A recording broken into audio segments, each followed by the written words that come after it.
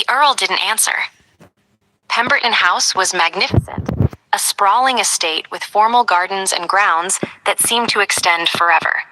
The staff lined up to greet their new countess, and Isabel smiled and nodded and said appropriate things while feeling like an imposter.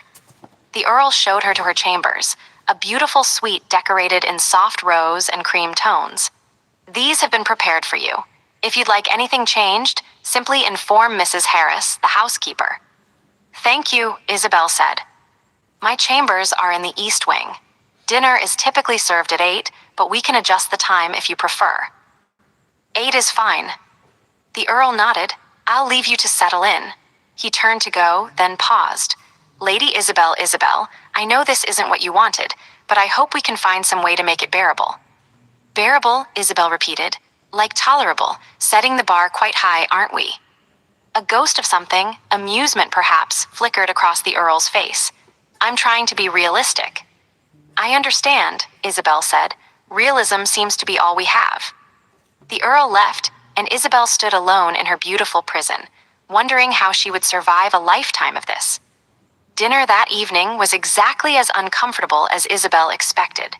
She and the Earl sat at opposite ends of a long table, making polite conversation about neutral topics. The food was excellent. Isabel barely tasted it. Tomorrow I'll show you the estate, the Earl said. You should know the extent of the property and meet the tenant families. As you wish, Isabel replied.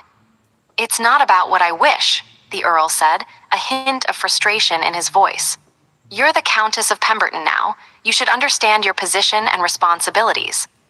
My position, Isabel said quietly, is whatever you decide it is. That's what being your wife means. The Earl set down his fork. Isabel, I'm trying to give you as much autonomy as possible within the constraints of our situation. You could at least acknowledge that. You're right, Isabel said. I apologize. You're being as decent as the circumstances allow. I should be grateful. I'm not asking for gratitude, the Earl said. I'm asking for basic civility. Then you have it, Isabel said evenly. I will be perfectly civil. I will manage your household efficiently. I will fulfill every duty expected of a countess. I will be everything the contract requires. And nothing more, the Earl finished. What more could there be? Isabel asked. We're strangers bound by a legal document. You said it yourself. The best we can hope for is tolerable. The Earl looked at her for a long moment, his expression unreadable. Perhaps I was wrong about that. Perhaps you were right, Isabel countered. We'll see, won't we? The weeks that followed established a pattern. Isabel managed Pemberton House with quiet efficiency, learning the staff and routines quickly. She visited tenant families as required, attended to correspondence, fulfilled every duty expected of her position. She was a perfect countess in every practical sense. But she remained emotionally distant from the Earl. They spoke only when necessary, maintained polite formality at all times, lived essentially separate lives under the same roof. The Earl seemed increasingly frustrated by this arrangement, though he never said so directly. Isabel noticed him watching her sometimes during dinner, his expression troubled. But he made no demands, forced no intimacy, respected the boundaries she'd erected. 2 months into their marriage, everything changed.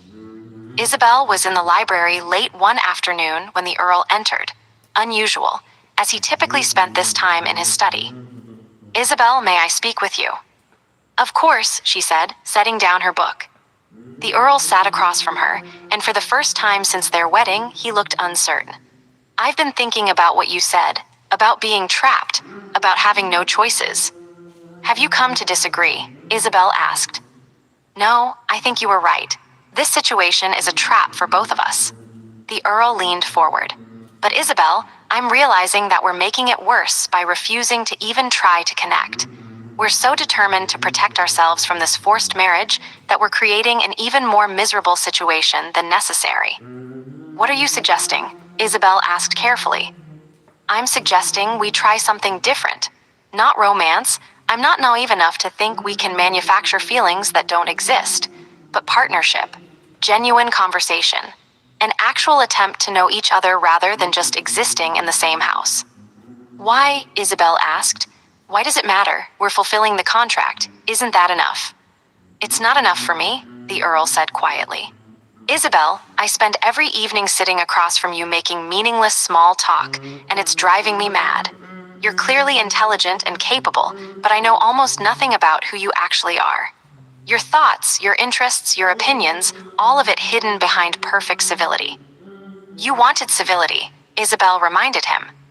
I wanted mutual respect. Instead, I got polite distance, which is not the same thing. The Earl's frustration was finally visible. Isabel, we're going to be married for the rest of our lives. Decades, possibly. Can we at least try to make those decades something other than a cold performance? Isabel studied him, this man she'd been married to for 2 months but barely knew. He looked genuinely troubled, genuinely frustrated with their situation. And she realized he was right. They were making this worse by refusing to even try. What would you want to know? She asked quietly. Everything, the Earl said immediately.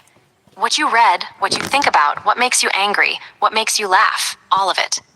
Why do you care? Isabel asked. This marriage is a transaction. My inner life is irrelevant to fulfilling the contract.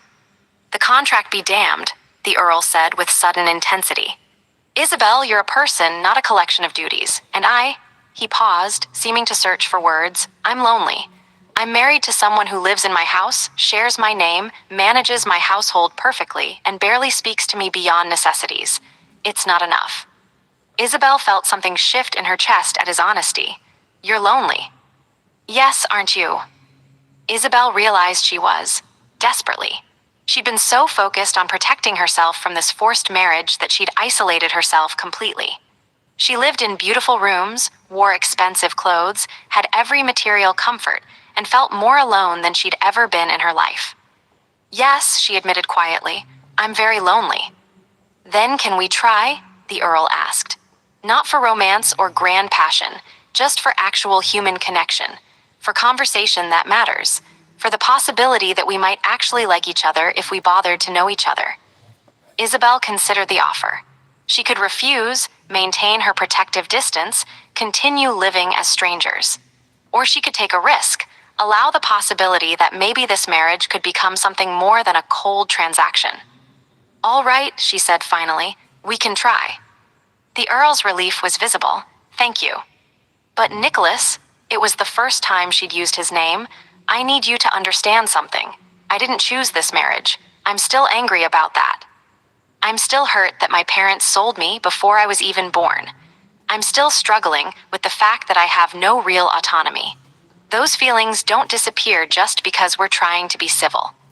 I know, Nicholas said, and I'm not asking you to pretend otherwise. I'm just asking for honesty, real conversation, a genuine attempt to build something, even if we don't know what that something will be. That I can do, Isabel said.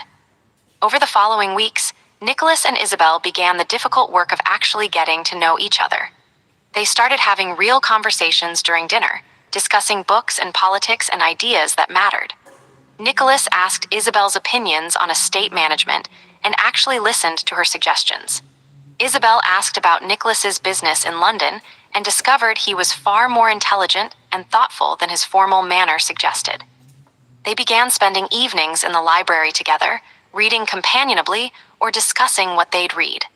They rode across the estate together, with Nicholas showing Isabel parts of the property she hadn't yet explored. They worked together on various projects, discovering they were surprisingly compatible partners when they actually communicated. Slowly, carefully, they built something that resembled friendship. 3 months into their marriage, Isabel realized she was laughing during dinner. Actually laughing at something Nicholas had said about a difficult tenant farmer. Nicholas looked pleased, his eyes warm in a way she'd never seen before. It's good to hear you laugh, he said. You're funnier than I expected, Isabel admitted. And you're more interesting than I imagined, Nicholas replied.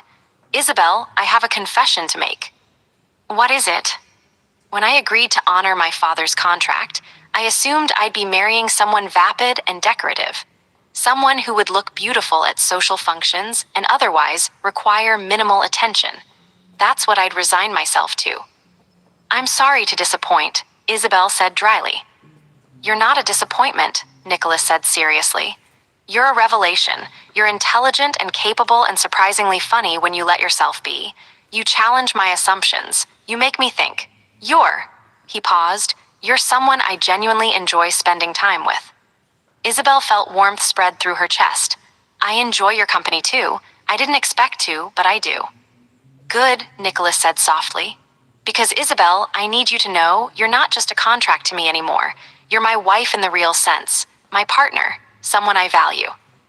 Even though I was forced on you, Isabel asked. Even though we were both forced into this, Nicholas corrected. We didn't choose this marriage, but we're choosing what to build within it. And I choose to build